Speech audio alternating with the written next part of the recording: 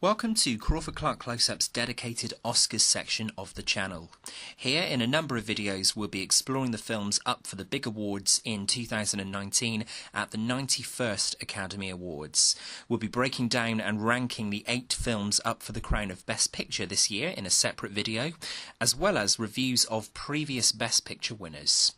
In 2019, we'll also be looking back a decade to the big win for Danny Boyle's Slumdog Millionaire. We'll be casting our minds back 25 years to 1994, where Forrest Gump took home the big prize, and we'll be going all the way back to 1959 to celebrate 60 years since the Oscar-winning epic Ben-Hur.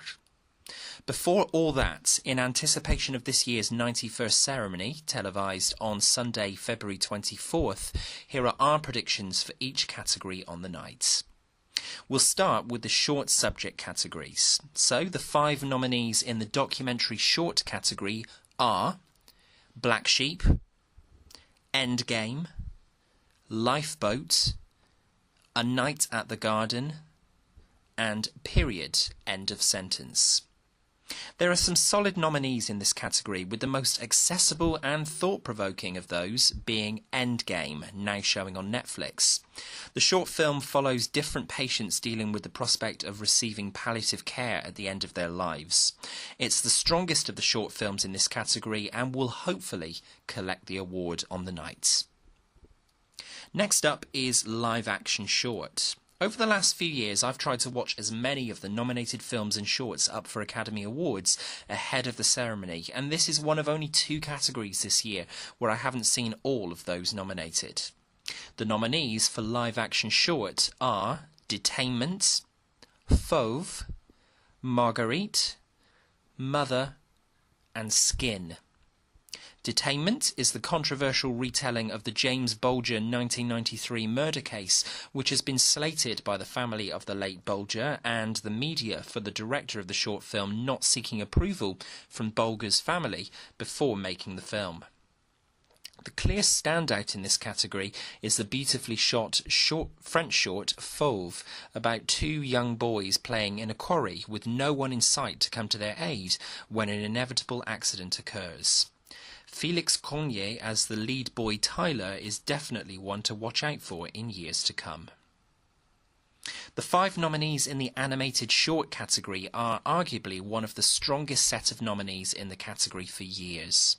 The nominees are the quirky Animal Behaviour, based around a group therapy session for a small group of different animals, Pixar's delightful Bao, released last year ahead of The Incredibles 2, Late Afternoon, about an elderly woman recalling past memories with her carer, One Small Step, about a budding young astronaut, and Weekends, which chronicles a young boy splitting his time between his divorced parents.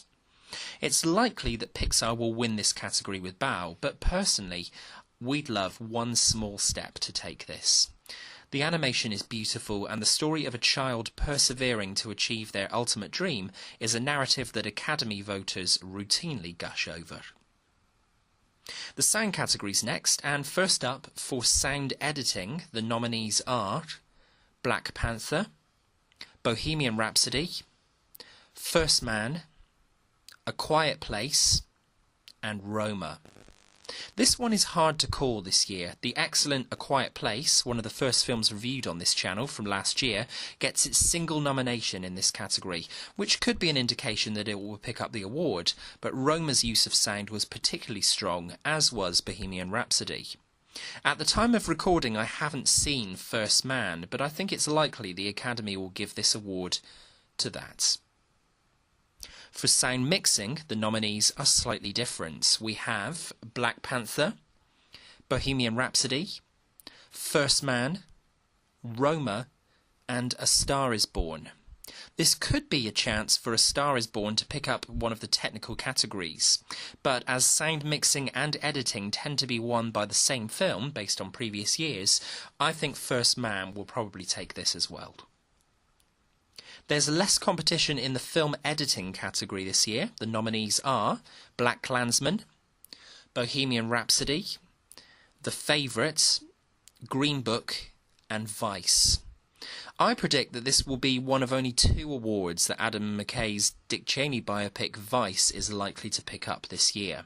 The editing choices were the most interesting part of the film. For Best Visual Effects, we have Avengers: Infinity War, Christopher Robin, First Man, Ready Player One, and Solo: A Star Wars Story. Whilst Christopher Robin was sweet, it's certainly the outsider in this category by a stretch.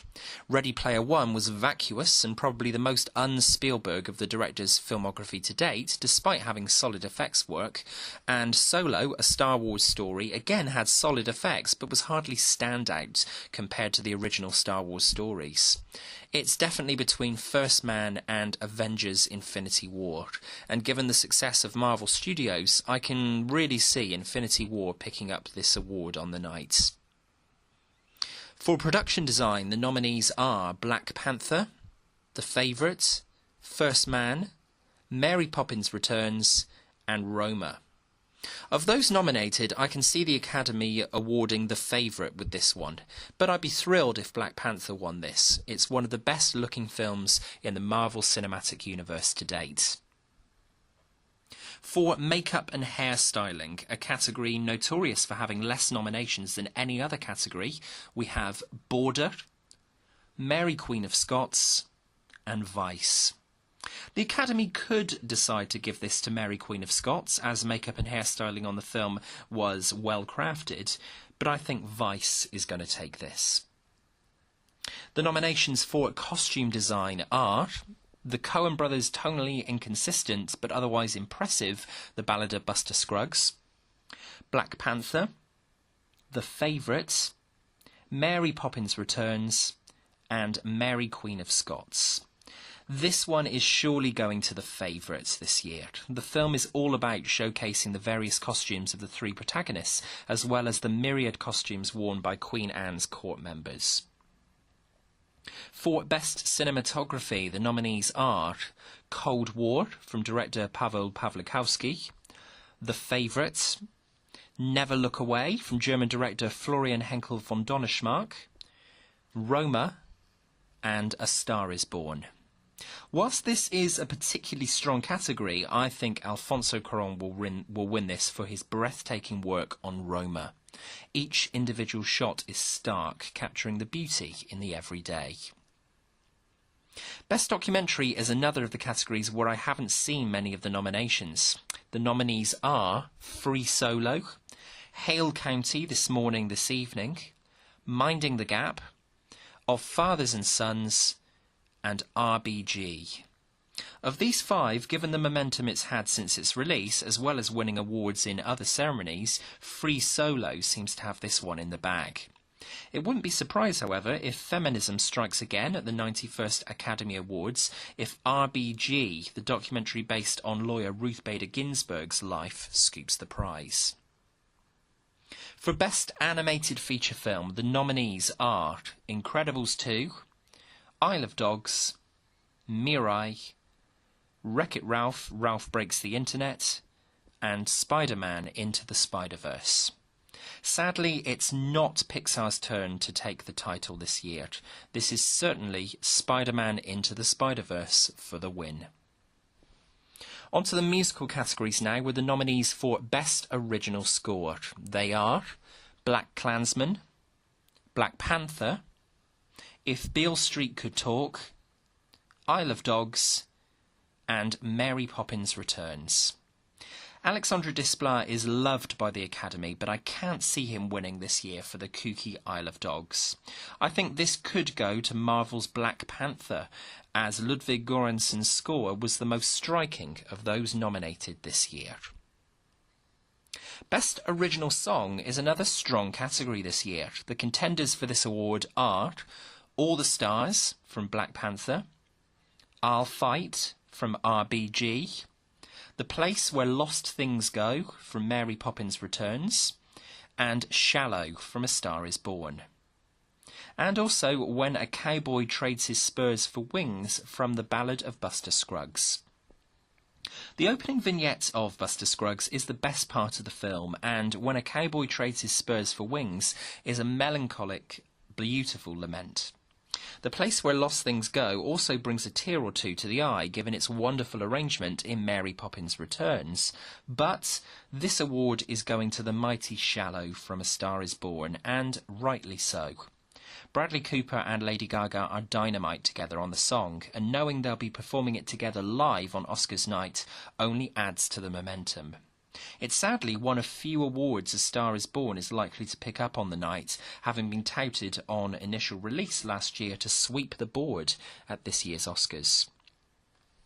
For foreign language film, the nominations are Capernaum from the Lebanon, Cold War from Poland, Never Look Away from Germany, Roma from Mexico, and Shoplifters from Japan.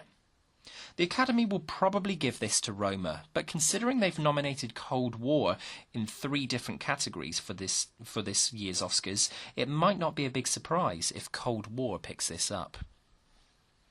For Best Original Screenplay, it's between The Favourite, First Reformed, Green Book, Roma, and Vice. I would personally like Green Book to pick up this award, but I think it's going to be given to The Favourites. For Adapted Screenplay, we have The Ballad of Buster Scruggs, Black Klansman, Can You Ever Forgive Me, If Beale Street Could Talk, and A Star Is Born. Given its success recently at the BAFTAs and its gathering momentum, Black Klansman could be the dark horse to win this category. Barry Jenkins could additionally pick this up for his adaptation of James Baldwin's If Beale Street Could Talk. I think it's going to Black Klansman, which would make this director Spike Lee's first Oscar win in over 30 years of filmmaking. We now move on to the big 6 awards of the night, starting with Supporting Actor.